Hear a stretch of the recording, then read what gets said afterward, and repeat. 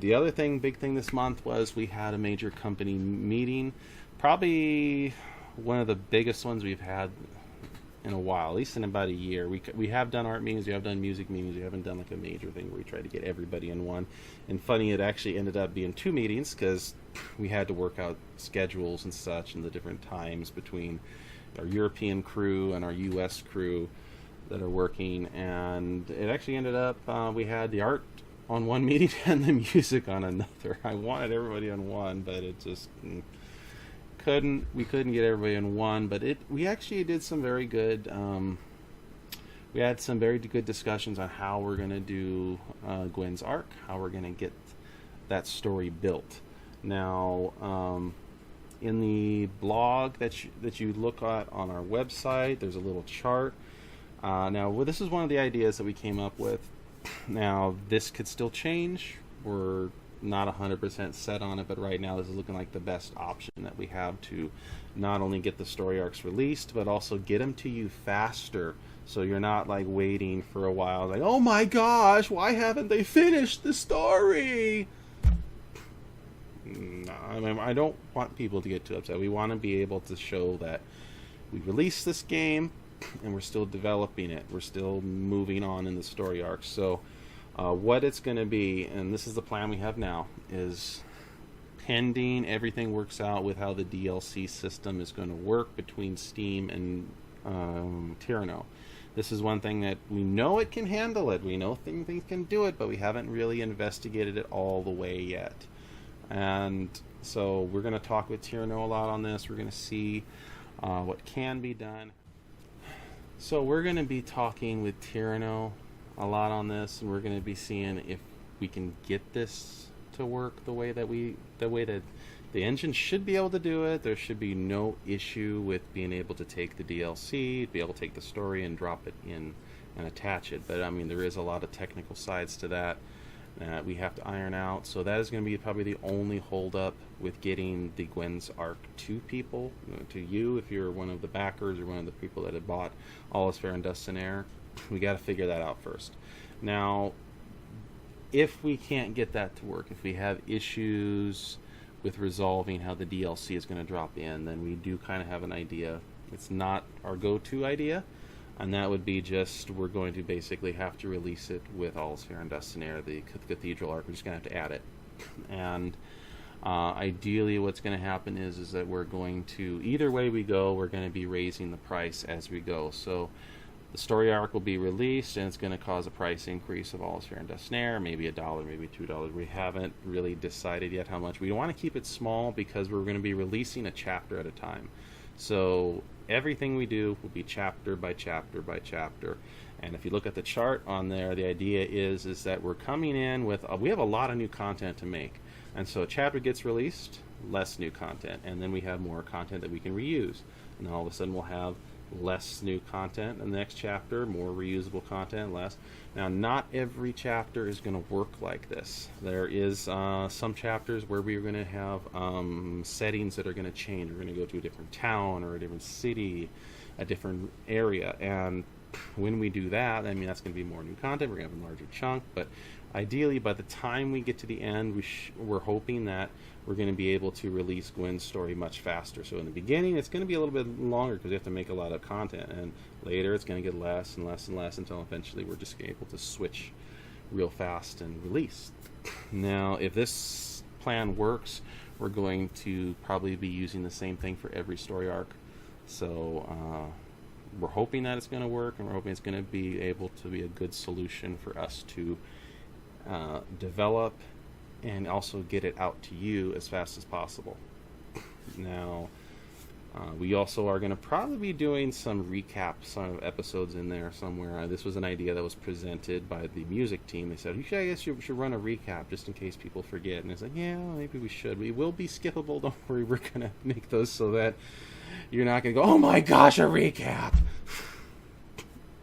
And we're not going to be like Naruto, where we run recaps every 2 episodes or something. No, we're not going to do that.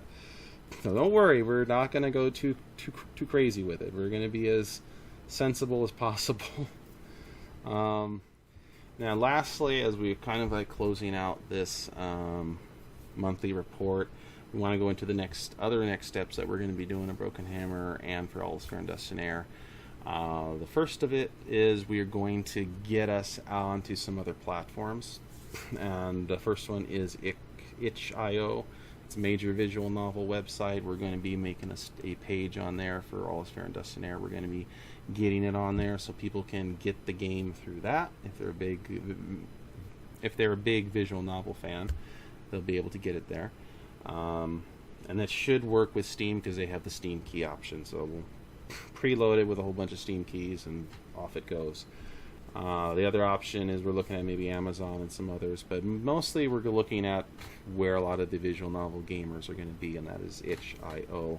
So we'll be going there first, and then after that we are going to be launching the Android version. Yay! Android. We're going to be getting onto cell phones, and we're not 100% sure how we're going to sell it, if we're going to do if we're going to do like one price, or if we're going to try to do free to play with ads and stuff. We got to kind of look at that a little bit closer as we get a build and we do some testing in it. It might just be as that if it's possible, what we might do is we'll just do a free to play, but if you want to see more, then it's maybe $1 or whatever. We don't want to keep it super high so that people are like, oh my gosh, I'm not going to buy that, forget it. But I know that's kind of how marketing and how game development is on the phones, and we know that the Asian market, and them, they love for free-to-play stuff. They do not like to pay up front for stuff, but they'd rather do the free-to-play and then unlock as they go. So we're going to see if we can get that functional for that audience, for that market. There's a little bit of work to do for that, so we're going to have to update that probably maybe in a month or two. We'll see once we start getting into the Android port and all that stuff. We'll let you know how that's going to be. The other thing that we are going to be looking at is iOS. Now, iOS is going to be a little bit behind, and the only reason why is because we don't have a Mac, and everything kind of we want to go through. I guess we have to use Xcode, and we have to get the Mac dev account and all those things set up. So that's one big hurdle before we get the Mac OS version as well. So once we do Android, that'll give us an idea of what we're doing on the cell phone. Then we're going to shift it into iOS once we kind of have to get ourselves a Mac so we can dev on it. And then at the same time we do iOS version, we're going to be probably doing the Mac OS version. So if you're on Steam, if you're a Mac user, and you're like, when are they ever going to get the Mac version? Well, it's coming as soon as we get a Mac. So I do have Macs, but they're pre-2005, so they're the old, like earlier than x86 era. I was originally a very big Mac person until they switched to x86, and then I went to PC. But anyways, that is just a small little side story. One last thing. Steve Jobs always says, I wanted to just detail something that was going in it was a late patch at the end of the month, and it was Georgie that the last second he came up out of nowhere and said, oh hey, I touched up some of the background images, and I was like, you did? I knew he was wanting to, but I didn't know he was going to get to it. So I just want to detail it a second. Now this is one of the images that he touched up. Now this is the full size image. I actually tried to zoom it in better and it didn't show up very well, but this is Gwen in the park, and this is what he did. As you notice, her face, between the two, he kind of tightened up a few areas, fixed some of the lines, so it's a lot better in the face. He also lightened up the image a bit, so that is actually in game right now. And then Sophia, in her scene, one of the key images, this is William and his face. This is how his face looked before, and this is how it is now. So as you can see, he kind of fixed eye placement and made it look a little bit more natural in the face. So aside from that, that's it for this month. Be sure to stay tuned for next month. I can't predict how much we're going to get done within the next month or so, but it's going to be a lot of busy back end stuff, and we are starting the production on Gwen's arc. So we might have some updates on that. I'll try to bring in a few updates, show it. It's going to be interesting. We do have some very major backgrounds to get done for Edding's Cove. It'll be the first time Edding's Cove is going to be shown anywhere in not only Guns of Icarus, but also their background lore, you name it. It's only existed as a little pixel on a map so far, so now we're going to show full glory Edding's Cove, and that we might only do concepts for these videos and save the real one for the game. We'll see. So anyways, a lot to look forward to. Thanks for joining, and I'll see you in the skies. Johnny!